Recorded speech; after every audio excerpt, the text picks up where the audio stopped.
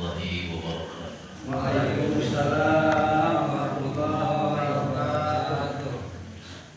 Alhamdulillahilladzi ja'alana min ummati sayyidina wa mursalin wa hadana ila tariqatil khairil awliya'i muhammadiyyin. Wassalatu wassalamu ala sayyidina Muhammadin al-Fatih wal Khatimil Nasiril Hadi bil Hadi wal Hadi ila siratil mustaqim wa ala alihi haqqa qadrihi wa miqdarihi العظيم. Allah Allah masyhad Rabbi israh li sadri wa yassir wahlul 'uqdatam min lisani yafqahu qawli ya Rabbi ya alim ta'alaina fathan kariban subhanaka la ilma lana illa ma 'allamtana innaka antal alimul hakim wa la hawla wa la quwwata illa billah. Amma ba'du. Yang saya hormati dan yang sama-sama kita hormati guru kita yang mulia Yaitu atau akan atau itu Yahayati wa nafa'ana bi ulumih fid dini wa dunya wal akhirah. Berikan kesehatan Allah, berikan keberkahan, dan mudah-mudahan ilmu yang bermanfaat bagi kita semua dunia dan akhirat. Mudah-mudahan kita semuanya diberikan keistiqomahan untuk senantiasa mengikuti apa-apa yang beliau sampaikan terkait dengan berikut ijaniyah. Mudah-mudahan memohon beliau dalam lindungan Allah Subhanahu wa taala. Para jemaah, para ibu, para bapak, para ikhwan, akhwat, rahimahumullah. Insyaallah kita semua dirahmati dan diberkahi oleh Allah Subhanahu wa taala. Insyaallah setelah kita melaksanakan wazifah secara berjamaah, mungkin juga tadi beliau perjalanan ke sini ada sedikit gangguan, namun alhamdulillah beliau berikan anugerah Allah Subhanahu wa taala keselamatan dan keberkahan sampai kepada kita semua tempat ini. Dan insyaallah akan dilanjutkan dengan penyampaian untuk pengajian nanti sama guru kita, tolong disimak. Dan juga nanti terakhir mungkin ada sesi tanya jawab, tapi waktunya dibatasi ya, karena kalau tanya jawab sampai itu berikutnya jadi nyampe mungkin nanti tanya jawabnya sekitar 15 menit atau paling lama 20 menit. Pengajiannya lama paling setengah jam. Mudah-mudahan kita semua dapat menyimak, dapat memperhatikan, setelah itu kita mengamalkan. Terkhusus para akhwat dan para ikhwan yang baru ditalqin, insyaallah nanti penyampaian buat kiai akan lebih menguatkan, dan juga umumnya buat kita semua para hadirin, para hadirin yang sudah ikhwan, yang masih muhibin, mudah-mudahan kita selalu cinta kepada Rasulullah, cinta kita kepada para walinya Allah, sehingga kita wafat dalam husnul khatimah. Mudah-mudahan usaha kita dimudahkan, kehidupan kita dimanfaatkan di dunia dan akhirat. Saya mungkin atas nama Shaykhul Majlis ini mengucapkan ribuan terima kasih khususnya kepada guru kita yang sudah menyempatkan hadir ya kesempatannya untuk mengisi di sini. Dan yang kedua, mengucapkan terima kasih juga kepada para jamaah, baik bapak-bapaknya, ibu-ibu yang sudah hadir di sini. Mudah-mudahan kita semuanya apa yang diberikan, apa yang dikorbankan senantiasa menjadi amal soleh dan diterima insyaallah subhanahu wa taala. Amin ya Allah. Itu saja mungkin kalimat dari saya. Selanjutnya yang di belakang itu. Dua orang agak biar kelihatan. Iya, tak kelihatan. selanjutnya saya persilahkan kepada guru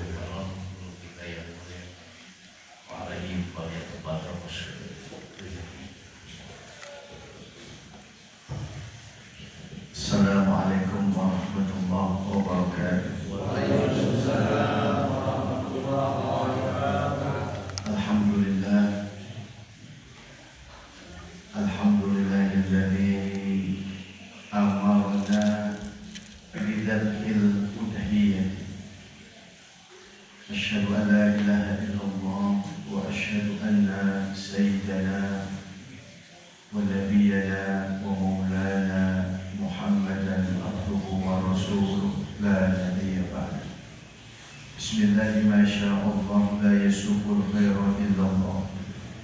بسم الله ما شاء الله لا يسلك السوء إلا الله.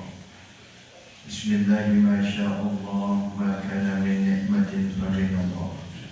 بسم الله ما شاء الله لا حول ولا قوة إلا بالله.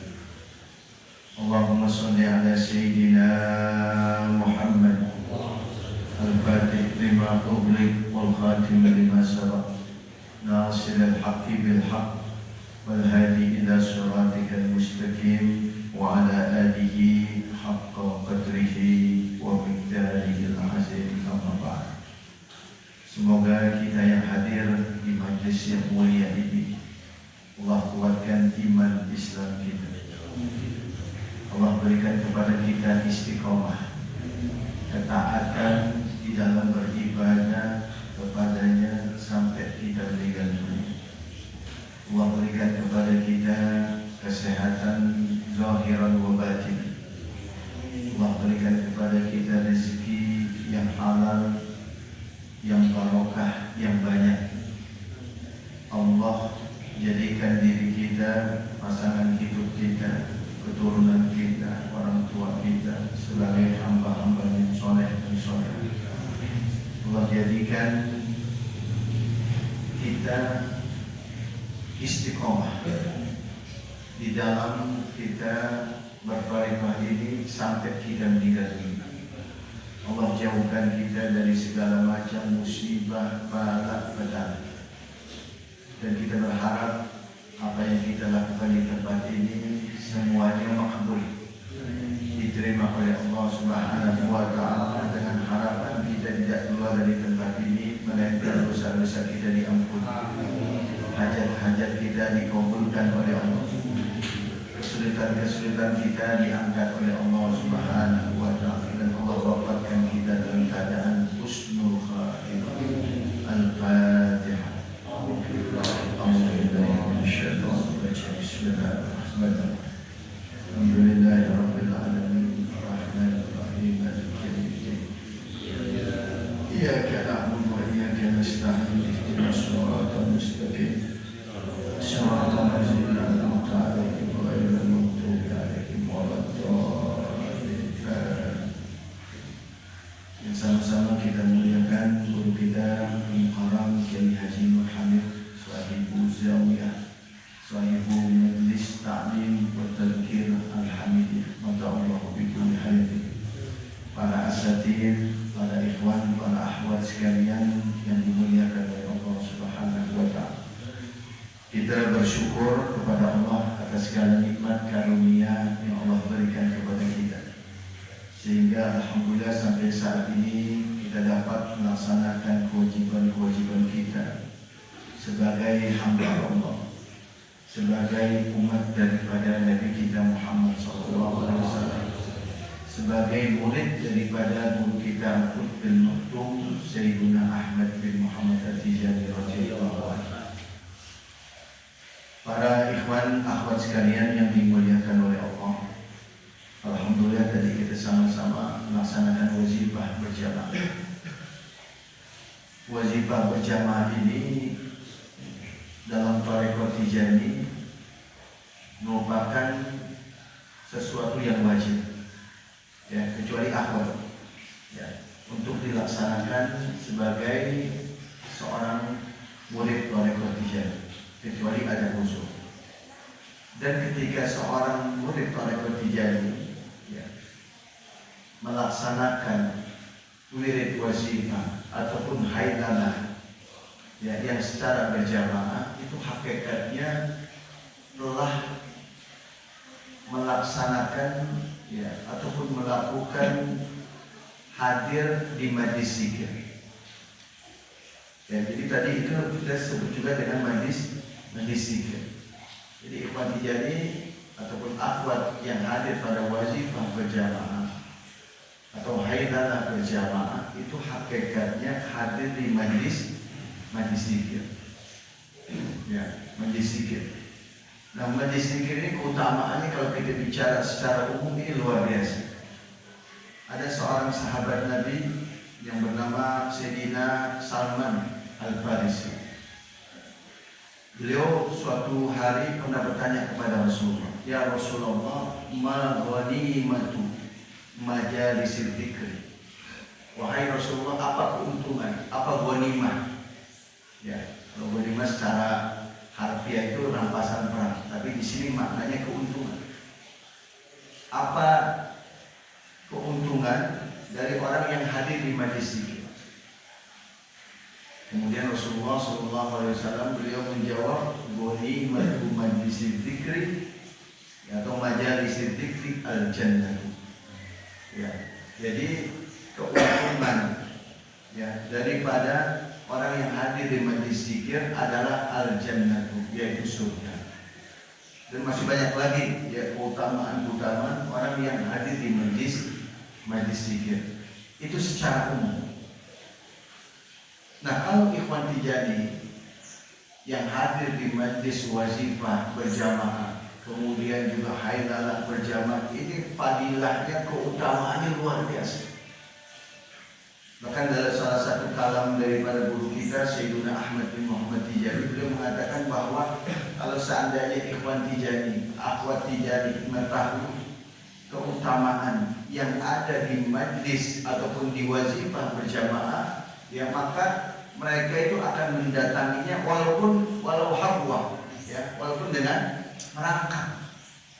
Saya pernah dengar dari salah seorang syarif, ya, kalau nggak salah Syarif Uqbah, ya, pernah menyampaikan itu bahwa di Aljazair itu di Ainul Madi ada seorang ikhwan tijani, usianya udah lanjut, tapi begitu rajin, ya, begitu antusias untuk hadir di wazifah berjamaah, sampai mohon maaf ya, karena kakinya beliau ini sakit, jadi sampai kayak merangkak. Kenapa? Karena beliau ini, ya, hamba-hamba ini, muridnya Syekh Ahmad Tijani ini, dia mengetahui keutamaan daripada wazifah berjamaah. Dan yang namanya majlis ataupun wazifah berjamaah itu salah satu keutamaan yang besar itu adalah salamatun lil iklim. Ya, salamatun lil iklim, keselamatan untuk satu daerah, satu wilayah. Jadi kalau seandainya satu wilayah, satu daerah itu diadakan ya wazifah berjamaah, yang kemudian juga ada zawiyah juga, itu salamatun lil iklim, keselamatan untuk satu wilayah. Jadi na'udzubillah, kalau seandainya Allah ingin turunkan bala, Allah ingin turunkan musibah ke satu tempat, tapi di tempat itu ada wazifah yang berjamaah sering dilaksanakan, maka itu jadi dihindarkan oleh Allah, dijauhkan. Sallallahu ala Muhammad. Mudah-mudahan apa yang kita lakukan semuanya diterima oleh Allah. Amin ya rabbal alamin. Para ikhwan akhwat sekalian yang dimuliakan oleh Allah, jadi kita masih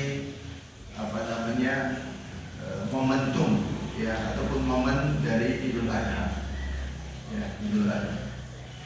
Idul Adha ini para ikhwan akhwat sekalian, ini nggak lepas dari yang namanya ibadah haji dan ibadah apa? Kurban. Ya, jadi Idul Adha itu nggak lepas dari yang namanya ibadah haji dan ibadah kurban. Kenapa begitu? Karena pada saat ini, ya masih pada saat ini jutaan kaum muslimin dari seluruh pelosok dunia yang berada di Mekah Al-Mukarramah ini dalam rangka melaksanakan rangkaian ibadah haji. Ya, kalau sampai nafar sani itu sampai tanggal 13, hari-hari tasyrik. Tapi biasanya tanggal 12 itu sudah selesai nafar awal. Mudah-mudahan yang belum melaksanakan ibadah haji Allah bisa takdirkan ya, di tahun-tahun yang akan datang bisa berangkat ibadah. Yang penting diniatin kuat, niat kuat, kemudian juga doanya juga kuat. Kalau urusan duit belum ada, yang penting dua ini aja lakukan. Ya, doanya dikuatin, kemudian apa? Niatnya dikuatin. Ini kadang-kadang duit nggak punya, doa nggak ada, niat nggak ada juga. Ya, karena yang namanya haji ini panggilan Allah. Ya, Allah yang manggil, Allah yang undang. Al-Qur'an wal umar waqtullah. Allah yang undang. Kenapa? Karena banyak orang punya duit yang bisa berangkat. Lagi sekarang ini, masya Allah, ya beritanya yang namanya haji furoda itu nggak ada yang keluar. Ya bisa. Itu sekian banyak jamaah haji Indonesia, mungkin seluruh dunia ya yang haji furoda ini nggak ada dapat visa. Itu kita bayangkan ya. Mereka duitnya udah siap dan lebih mahal daripada ONH biasa. Tapi ada orang yang memang nggak punya duit, ya diberangkatin orang bisa berangkat. Dan yang penting kuat doanya, kemudian juga niatnya dimantapin. Insya Allah dengan izin Allah, ya nanti akan dimudahkan oleh Allah. Dan kemudian juga ibadah kurban. Ya, ibadah kurban ini karena pada hari dari kemarin itu tanggal 10 sampai hari tasbih kaum muslimin di seluruh pelosok dunia juga itu melaksanakan ibadah kurban. Ya, yang belum kurban tahun ini mudah-mudahan ya di tahun yang akan datang ya bisa memaksimalkan dirinya untuk berkurban. Apa dua hikmah? Ya, apa hikmah dari dua ibadah ini? Ibadah haji dan ibadah kurban. Dua hikmah ini para ikhwan akhwat sekalian, ya, dari ibadah-ibadah ini adalah ini mengingatkan kita ya, untuk senantiasa kita menjaga hubungan kita dengan Allah dan juga hubungan kita dengan manusia. Jadi memperkuat ya kepekaan kita bukan hanya kepada Allah hubungan kita ke atas, tapi juga kepada manusia. Karena kalau kita hubungannya baik hanya ke atas aja, ya luar biasa ibadahnya, sholatnya, zikirnya, puasanya, tapi na'udzubillah kepada sesama manusia, ya mobil khusus misalnya sesama ikhwan, sesama akhwat sering nyakitin, ini sia-sia semua. Betul gak kan? Bahkan ya pada zaman dulu itu ada dalam satu hadis ada seorang wanita abidah, ya, to'i'ah. Wanita ini taat ibadah kepada Allah. Malamnya dia tahajud, kemudian siangnya dia puasa. Tapi ternyata wanita ini sering nyakitin tetangganya. Tetangga-tetangga itu sering merasa sakit dengan kalam-kalamnya, dengan omongan lisannya. Itu bayangin ya. Rajin ibadah, tapi ternyata sering nyakitin tetangga. Hal ini dilaporkan kepada Nabi kita Muhammad SAW. Apa kata Nabi? Kata Nabi, iya binna. Ya, wanita ini yang rajin ibadah, yang luar biasa, ya sholatnya, puasanya, mungkin juga zikirnya, tapi sering nyakitin tetangganya, gak bisa menjaga hubungan di sesama manusia, hablum minan nasnya. Kata Rasulullah, iya binna, wanita ini tempatnya di neraka. Jadi kita ini dalam Islam ini dituntut untuk memperbagus dua hubungan ini, hablum minallah dan hablum minan nas. Bahkan Tuan Syekh Abdul Qadir dalam salah satu khutbah tersingkatnya, ya, beliau pernah menyampaikan luqmatu, ya, luqmatu fi batni jahidin khairun min bina'i alfi jami'in. Ada juga satu kaulnya masajid, ya. Jadi sepotong, ya, sepotong roti, sepotong makanan yang kita berikan kepada orang yang kelaparan. Ada orang kelaparan, ya, kita kasih itu. Ya, makanan, sepotong makanan yang kita punya kita kasih kepada orang yang kelaparan. Khairun, lebih baik min bina'i alfi jami'in, lebih baik daripada membangun 1000 masjid. Itu masya Allah. Itu bagaimana ya? 1000 masjid bukan satu masjid. 1000 masjid. Kenapa? Karena faktor sosialnya penting. Makanya banyak dialog-dialog antara Nabi Musa dengan Allah Subhanahu wa Ta'ala. Nabi Musa ini kalimullah, bisa berkomunikasi dengan Allah. Ya, memang ulama banyak mengatakan tidak langsung. Ya, tidak langsung. Nah, banyak dialog-dialog antara Nabi Musa dengan Allah. Salah satunya adalah perbuatan ataupun ibadah yang membuat Allah ini senang, yang membuat Allah ini bangga kepada kita. Apa itu? Yaitu kita membahagiakan makhluk. Kita bikin senang makhluk. Ada makhluknya, ada umat, ada hambanya kelaparan kita bantu, ada hambanya kesusahan kita tolong. Itu yang membuat Allah bangga. Kalau zikir yang kita lakukan, zikir ini buat kita sendiri, betul nggak? Kalau sholat buat kita sendiri, kalau puasa buat kita. Tapi ketika kita membanggakan atau membahagiakan, kita menolong, membantu ya sesama di antara kita, itu yang membuat Allah senang. Allah bangga sama kita. Nah, Idul Adha ini menguatkan, ya, menguatkan, mengajarkan kepada kita agar kita ini peka kepada sesama di antara kita. Bahkan ini ada dalam satu hadis yang diriwayatkan oleh Ibnu Hibban. Ada seorang hamba Allah dari Bani Israel. Ya. Di sini dalam hadisnya dijelaskan waqad akhbarana sallallahu alaihi wasallam an qissati abidin min Bani Israil ittajala li ibadatillahi sittina sana. Jadi ada ya seorang Bani Israel ini beribadah kepada Allah selama 60 tahun. Masya Allah. 60 tahun itu digunakan ya untuk uzlah, untuk tirakat lah istilahnya. Itu 60 tahun buat ibadah kepada Allah. Kemudian suatu hari ini hamba Allah ini dia keluar dari tempat ibadahnya. Di tengah jalan bertemu dengan seorang wanita yang cantik, yang menggoda dia. Akhirnya na'udzubillah terjadilah perbuatan zina. Tuh bayangin ya, orang udah 60 tahun ibadah digoda, masih juga itu tergoda. Ya makanya kita jangan sombong, baru hadir wajibah, ya baru zikir, wah udah merasa paling hebat segala macam. Kita digoda sama perempuan kita rungsep nanti. Ini 60 tahun ibadah. Ketemu dengan seorang wanita di tengah jalan, digoda sama wanita yang cantik ini, akhirnya na'udzubillah melakukan perbuatan zina.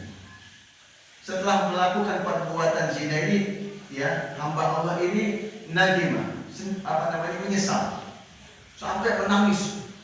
Jadi karena saking menyesalnya itu nangisnya luar biasa, pingsan setelah itu. Ya karena benar-benar merasa menyesal, pingsan. Nah ternyata ini di kantongnya hamba Allah ini itu ada 2 potong roti. Ya dia punya 2 potong roti. Setelah dia siuman, dia sadarkan diri, itu ada seorang pengemis yang lagi kelaparan. Ya, seorang pengemis lagi kelaparan, minta tolong sama dia. Bahasanya tolongin saya, ini saya lagi kelaparan. Nah pemuda hamba Allah ini dia merasa punya roti, ya 2 potong ini akhirnya dikasih 2 potong roti, dikasihkan kepada pengemis. Dan tidak lama ya hamba Allah ini orang yang ibadah 60 tahun yang udah melakukan perbuatan zina meninggal dunia.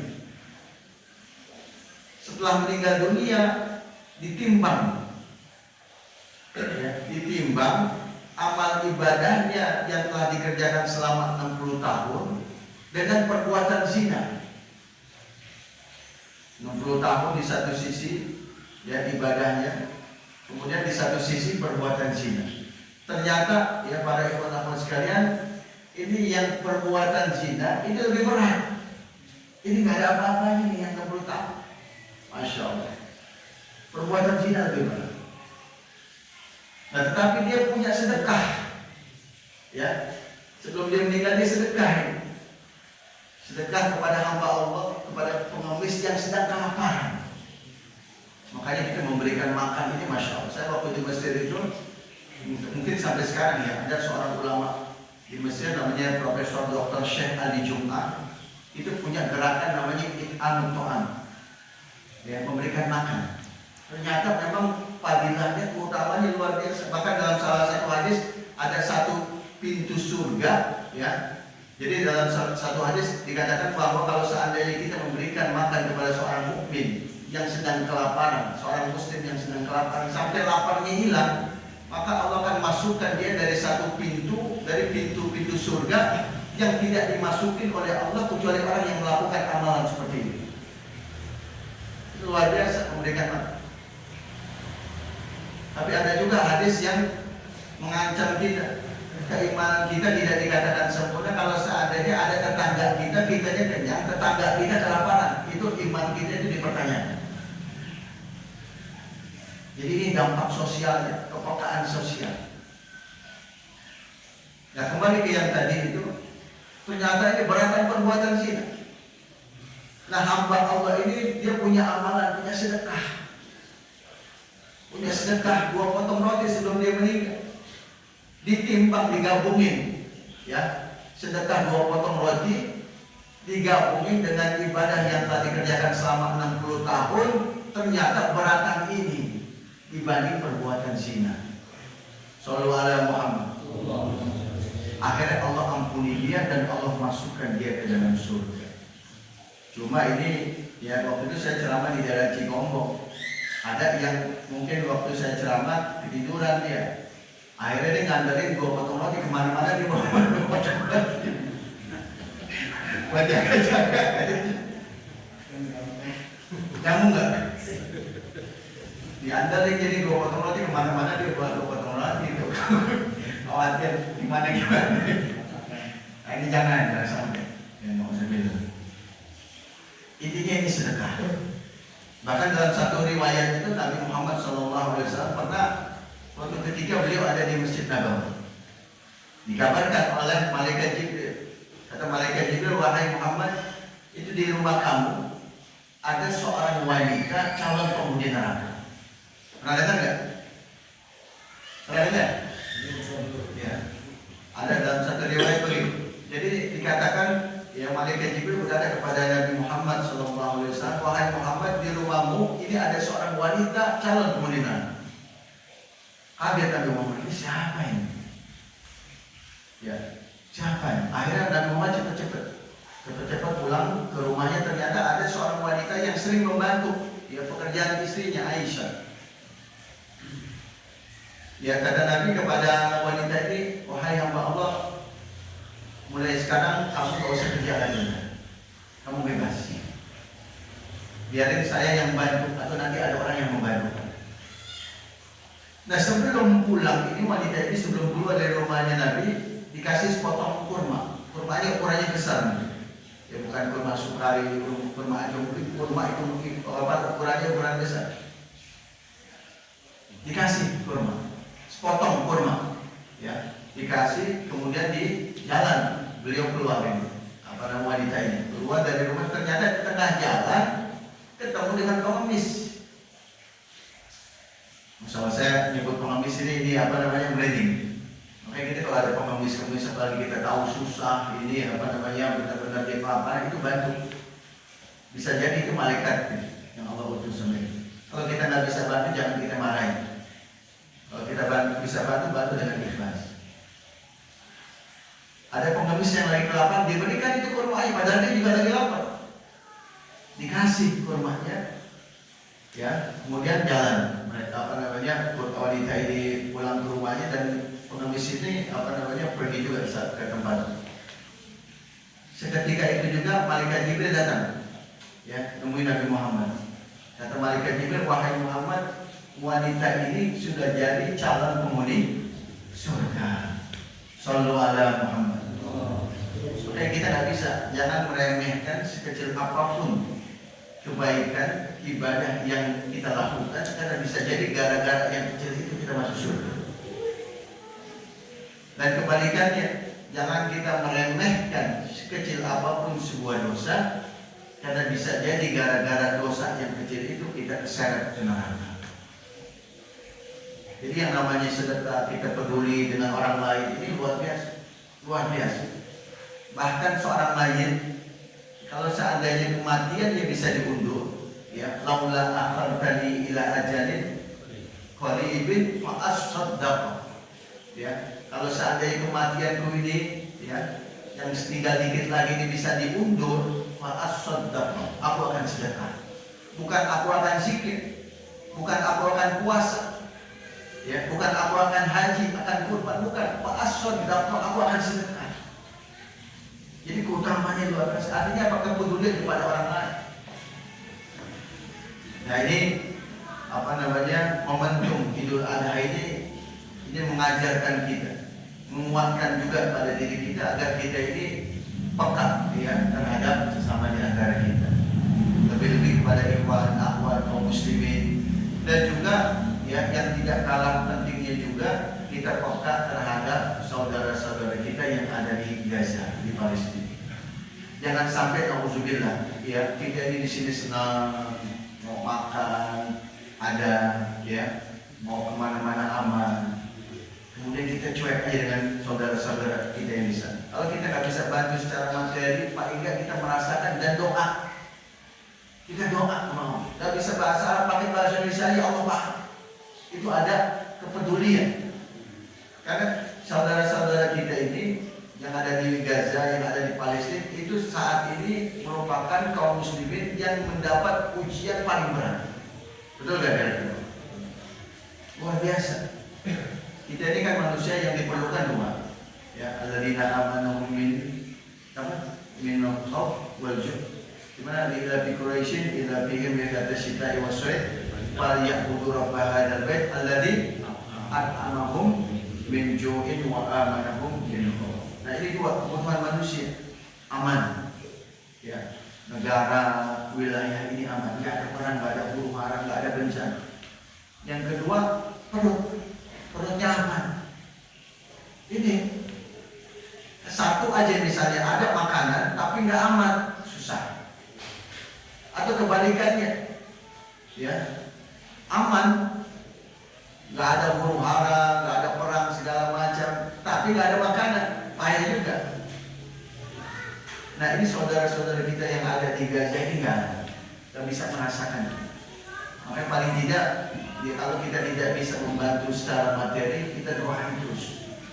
Paling tidak kita merasakan.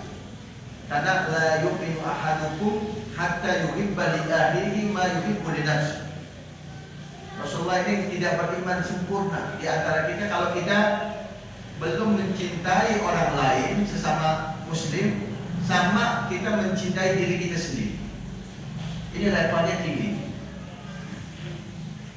Nah ini Idul Adha ini mengajarkan kita, ya, untuk berbagi, memperbaiki hubungan kita ini sesama manusia. Apalagi sesama ikhwan. Jadi kadang-kadang mohon maaf ya, sesama ikhwan zikir bareng, ya, tapi kadang-kadang hatinya nggak bisa dijaga dan saling nyakiti. Ini yang bahaya. Ya. Nabi kita Muhammad SAW, beliau pernah diwasiati, ya, dipesankan oleh guru kita, ya, Sayyidina Ahmad bin Muhammad Tijani, pernah dipesankan oleh Nabi kita Muhammad SAW. Kulli ashabika alla yubdi ba'duhum ba'dan wa man yubdihim yubdin. Oh, kama. Wahai Syekh Ahmad Tijani, katakan kepada murid-murid kamu, jangan nyakitin satu sama lain. Karena yang nyakitin mereka itu nyakitin aku. Ini Masya Allah, ini kelebihan salah seorang kelebihan dari murid daripada Thariqah Tijani. Karena hakikatnya murid Tijani ini murid Rasulullah. Ashabuka ashabi talamiduka talami, murid-murid kamu Aisyah Ahmad itu murid-murid aku. Karena Thariqah Tijani nya hakikatnya Thariqah Rasulullah. Ya, sebagaimana guru kita Al-Qutb Maktum, beliau mengatakan At-Thariqah Rasulullah wa anna illa muqaddam bihi. Thariqah Tijani adalah Thariqah Rasulullah dan aku ini sebagai muqaddam. Jadi muqaddam pertama di dalam Thariqah Tijani Syekh Ahmad Tijani yang ditugaskan oleh Rasulullah untuk menyampaikan berdakwah kepada umat manusia. Jadi jangan sampai kita zikir bareng tapi saling nyakiti. Kita masuk Thariqah ini harus niatnya untuk membersihkan hati, menjaga hati, jangan sampai kita rusakin hati kita. Ya. Nah ini para ikhwan akhwat sekalian yang dapat saya sampaikan. Karena tadi dikasih waktunya 30 menit, ini udah lebih 35 menit. Ya nanti kita lanjutkan dengan sesi tanya jawab. Assalamualaikum warahmatullahi wabarakatuh.